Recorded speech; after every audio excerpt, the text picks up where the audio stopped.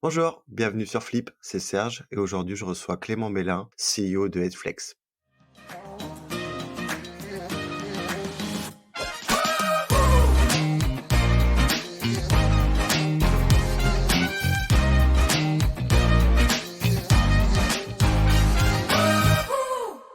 Bonjour Clément, Bonjour Serge.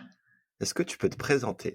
Alors oui, moi c'est Clément, j'ai 29 ans, je suis cofondateur et CEO de Headflex. Alors Headflex, si vous ne connaissez pas, c'est une solution qui permet de centraliser toutes les meilleures ressources du web, des vidéos, des podcasts, des articles, des MOOC, bref, tout ce que vous retrouvez sur le web, vous pouvez le retrouver sur Headflex. C'est de la ressource qualifiée, c'est un catalogue de contenu qui sert à se former et on travaille avec beaucoup d'entreprises et on aide les salariés à développer leurs compétences.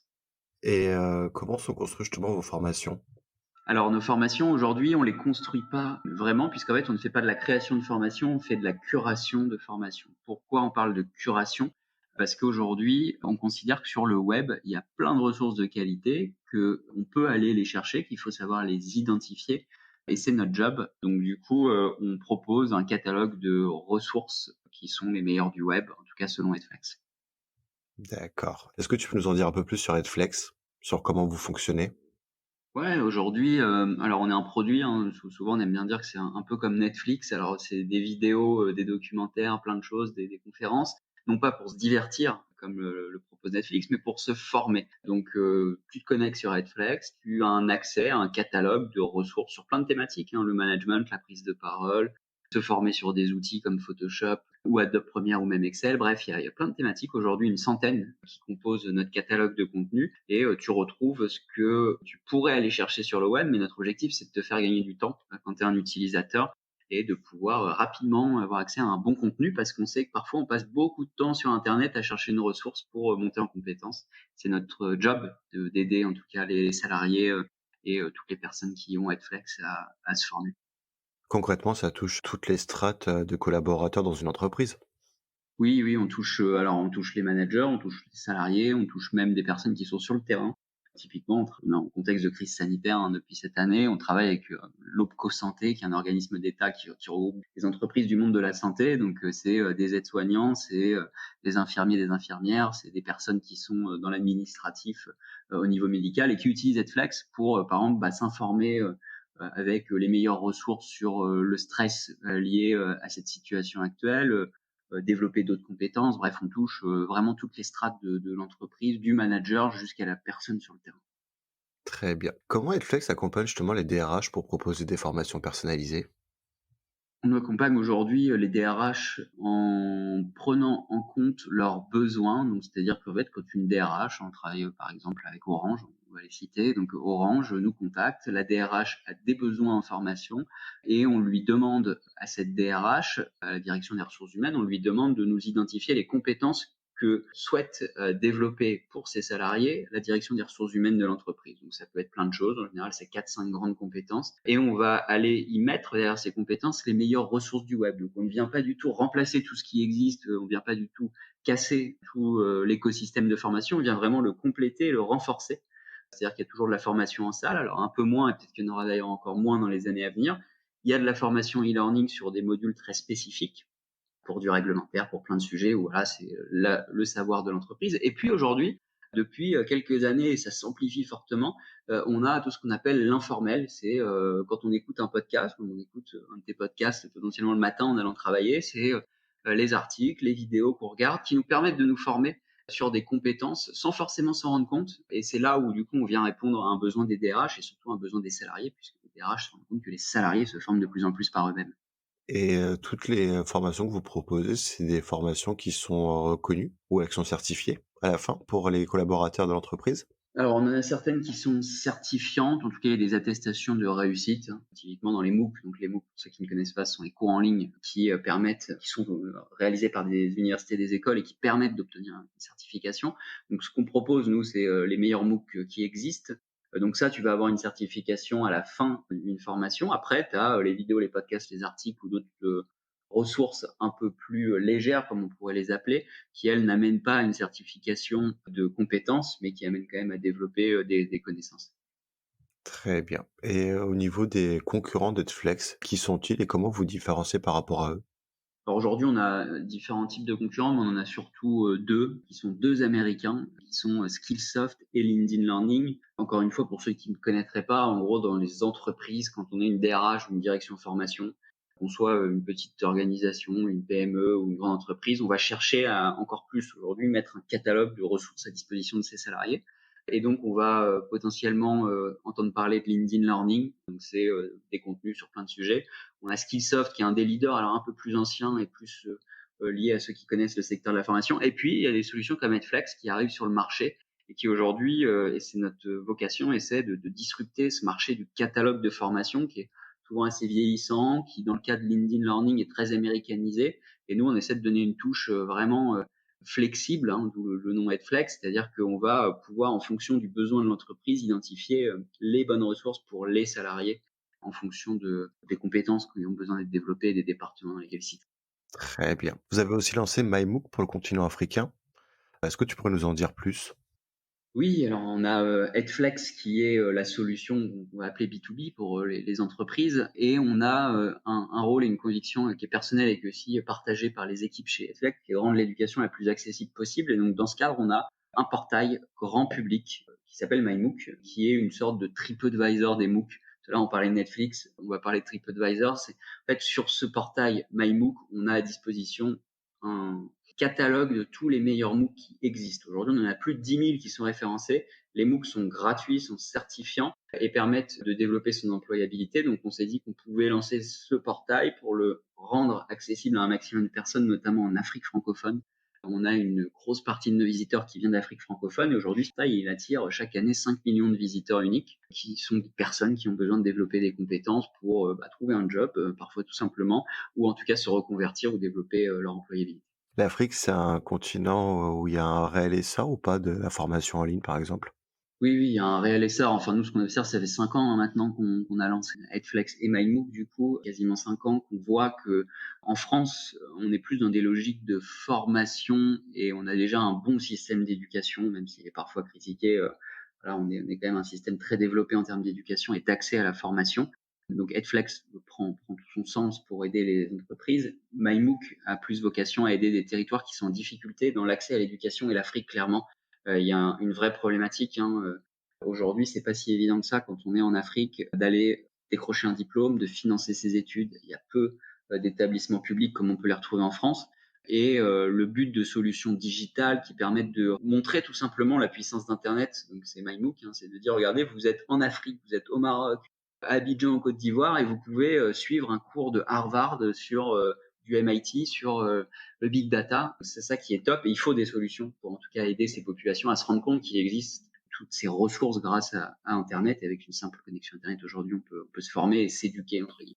Tu parlais aussi que vous aviez une des vraies convictions, un angle sociétal. Du coup, vous avez aussi lancé l'Empower Center Family avec SailTel. Est-ce que d'abord tu peux nous en dire un mot pour savoir ce que c'est exactement?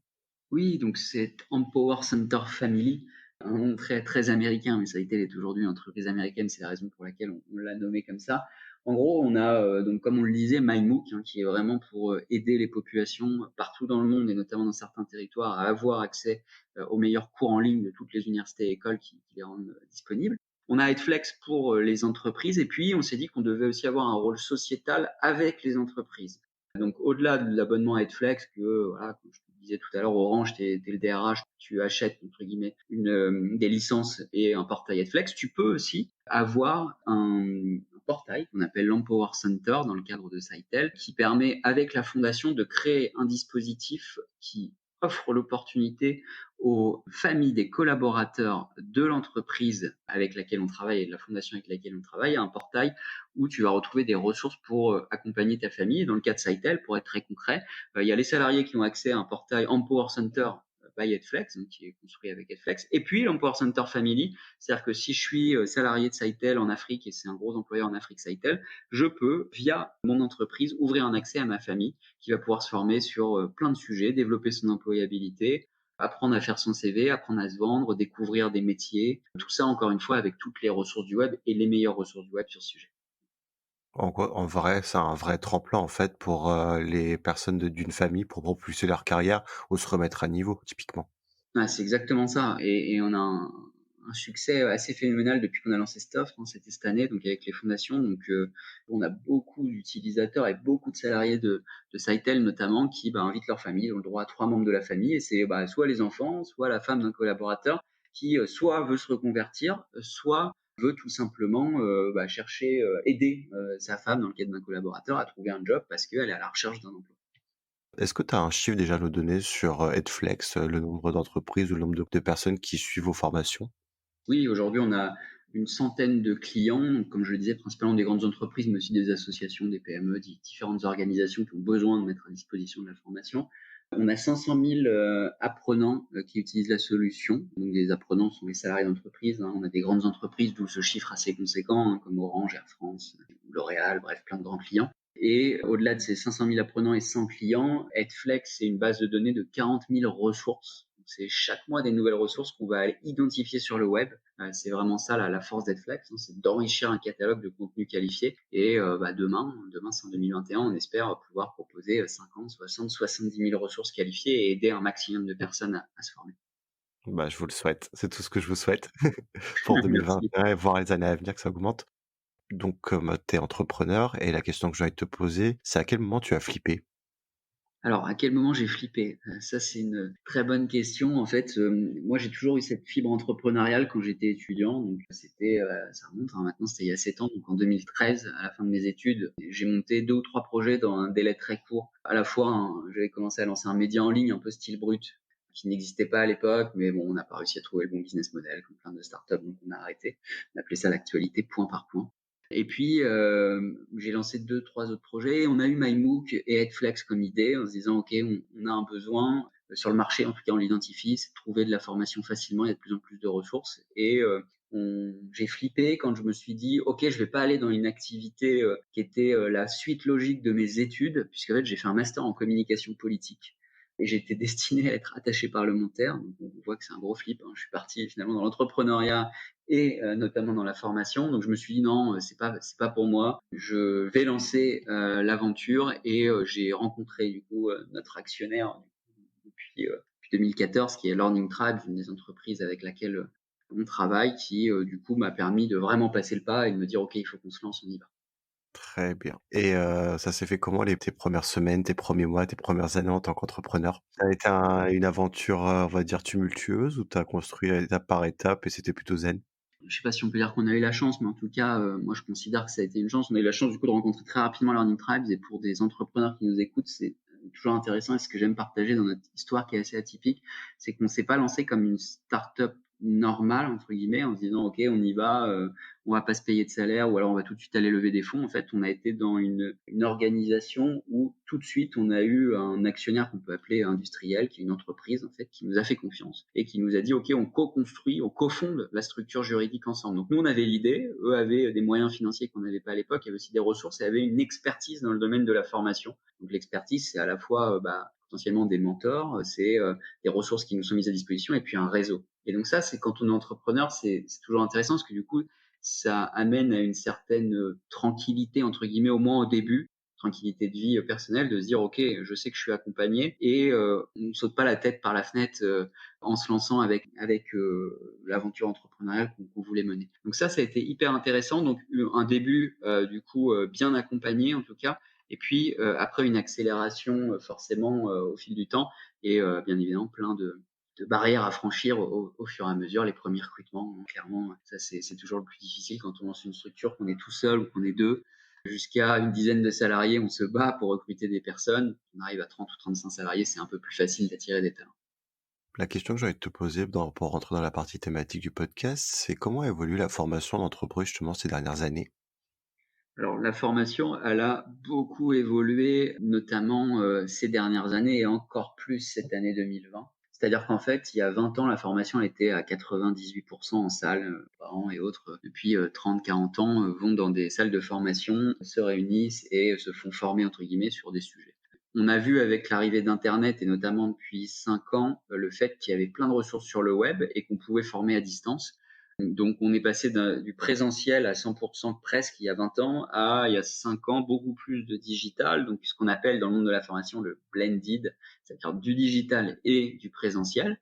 Donc beaucoup d'entreprises font ça et ça paraît assez logique. Et puis, en complément de tout ça, on a une vraie accélération du digital en 2020 parce que le digital en formation, ça a toujours eu quand on parle de e-learning, les gens se disent toujours le e-learning, c'est pas le truc le plus sexy quand je suis dans une entreprise et que j'ai du e-learning à faire. Mais avec internet, on se rend compte qu'il y a des ressources super quali qu'on peut avoir et en 2020, on a eu une vraie explosion du digital learning pour des raisons de contraintes globales dans la société, puisqu'on ne pouvait plus aller en salle. Et ça a permis de gagner, alors nous c'est ce qu'on estime, mais on est plusieurs acteurs à le penser, entre 5 et 10 ans, on a gagné dans les pratiques. Et aujourd'hui, on a beaucoup plus de formation en ligne dans les dispositifs de formation et dans la place de la formation dans l'entreprise. Très bien, et justement, en quoi le digital favorise la formation des collaborateurs en entreprise? Qu'est-ce que ça lui apporte comme plus-value? Bah, c'est flexible, c'est facile, c'est accessible. Bref, pour des alors pas pour toutes les populations et pour toutes les classes d'âge, bien évidemment, mais en tout cas pour la génération qui arrive sur le marché de l'emploi et on va dire les moins de 35-40 ans, même quand on les sonde, hein. Et c'est pas nous, hein, c'est des organismes vraiment des instituts de sondage et typiquement on a un sondage là qui est sorti fin 2019, donc qui va être actualisé chaque année. On sonde les salariés en France et en Europe sur la façon dont ils se forment et comment ils se forment peut-être encore plus avec le digital, si les questions qui sont posées. 95% d'entre eux répondent à fin 2019 que quand ils ont besoin de monter en compétence sur un sujet, 95% vont aller sur Internet se former par eux-mêmes ou rechercher une information par eux-mêmes. Donc ça, c'est une vraie révolution dans la façon de penser la formation parce qu'il y a, encore une fois, il y a 20 ans, même il y a 10 ans, le premier réflexe qu'on avait, je cite nos parents ou nos grands-parents, c'était d'aller voir sa DRH, si j'étais dans une grande boîte, par exemple, et de lui dire, bah, est-ce qu'il y a une formation pour moi sur tel sujet? Bah, aujourd'hui, on n'attend plus ça. Et les jeunes générations ont encore plus cet esprit d'aller par eux-mêmes se former. D'accord, et justement, les personnes qui sont en fracture numérique dans les entreprises, comment on procède pour leur proposer des formations en ligne et qu'ils soient pas complètement perdus? Alors ça, c'est le vrai sujet parce qu'on parle beaucoup de connexion, hein, même dans le monde des startups, qui peut être très startup nation, parisien, etc. On est très connectés, mais pas oublier qu'il y a des millions de Français, si on reste sur la France, qui ne sont pas connectés et qui potentiellement ont du mal avec les outils digitaux. Ça, c'est un fait, c'est une réalité même chez des jeunes.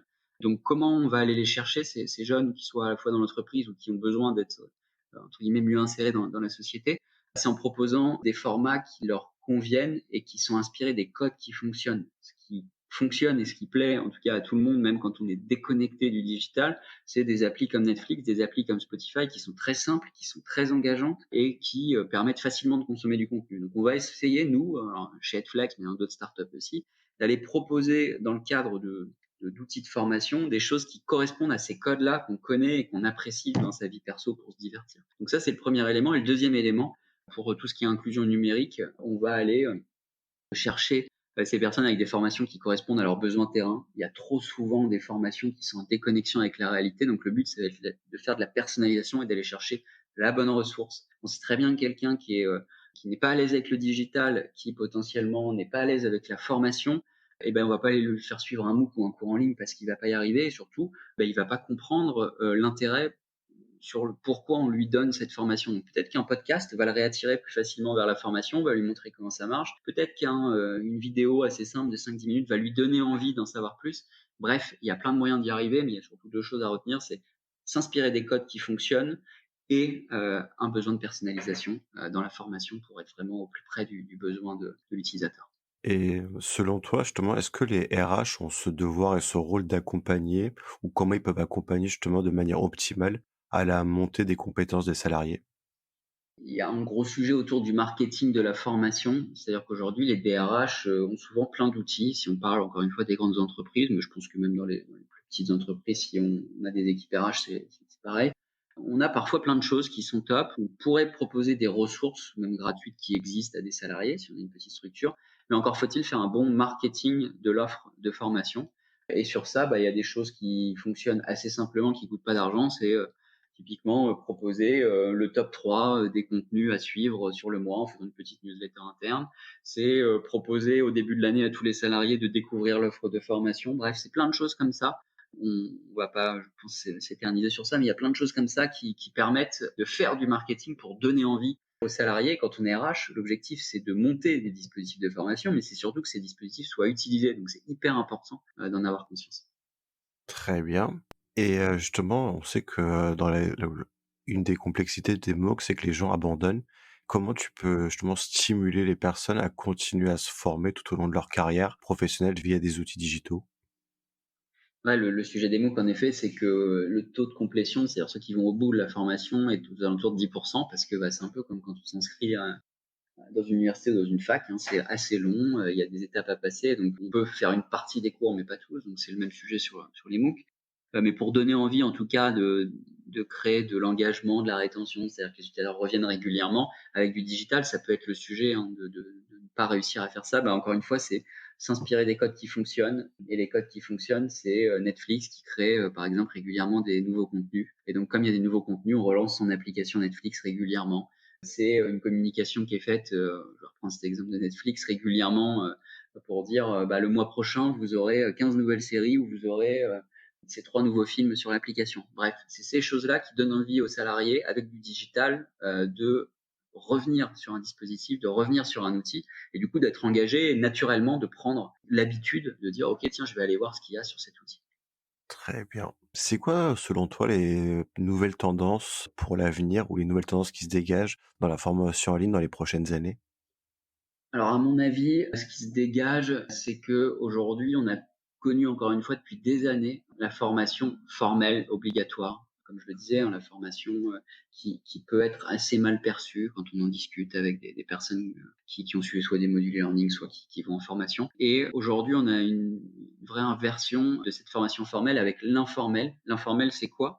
L'informel, c'est, comme je le disais tout à l'heure, le matin quand tu habites à Paris et que tu prends le métro, ou quand, tu habites en province et que tu prends ta voiture, lancer un podcast, écouter quelque chose pour en savoir plus sur, des ventes, sur, la façon de vendre, ou, la façon de bien gérer son stress, bref, plein de sujets. C'est regarder des vidéos le week-end et regarder un TED Talk sur une conférence, toutes ces choses qu'on fait de manière informelle sans forcément avoir une action de formation, mais en développant des connaissances, des compétences, des réflexions.